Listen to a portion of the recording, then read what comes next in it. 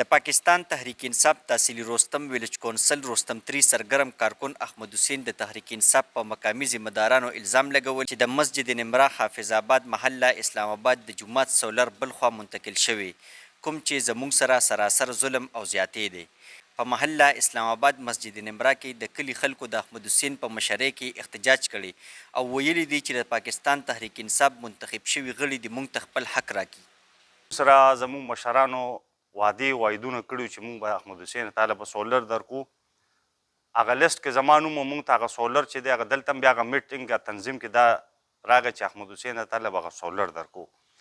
خو سولر ماته میلاو نه شو. دا زما دغه سولر چې دی هغې بل چاله ورکړو. دا څه وجې په دې کې دې سیاست وکړو. نو زما د الله چارواکو نه دا مطالبه زما د خپل د دغه نه منسټر صاحب نه چې منسټر صاحب دا ګور دا خو د الله کور دی او بل دا خبره چې دا خو د دې عوامو حق دی که نه دا زموږ حق دی چې موږ ته میلاو شي. تاسو لکه دا دلته چې کوم زموږ د تنظیم کم کسان دي هغه په دې کې دوی خپل سیاست کي، دوی کې په هغې کې خپل مداعلت کي او په دې کې هغوی خپل وعدونه کي.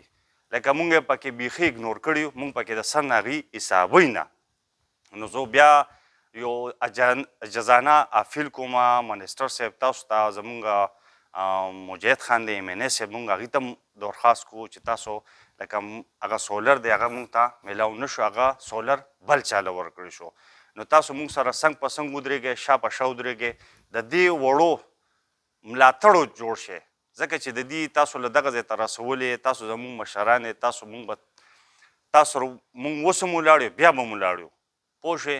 نو پلیز زه تاسو ته بیا ریکویسټ کوم، بیا درته منت کوم منسټر صاحبو چې زموږ هغه سولر دی هغه موږ له راکړو. ستاسو هغه سولر چې تاسو وایي چې احمد حسین تاسو ته به میلاویږي هغه زموږ VC3 له راغی هغې بل جومات له ورکړو. څه دپاره؟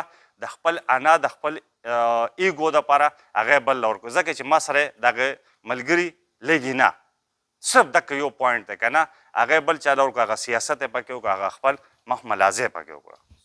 د پاکستان تحریک انصاف سرګرم کارکون احمد حسین او د محله حافظ آباد وګړي وایي چې د تحریک انصاف ذمہداران دي زموږ جومات ته د سولر سیسټم فراهمي وکړي، کنې نو موږ به احتجاجي لړۍ دوامداره ساتو.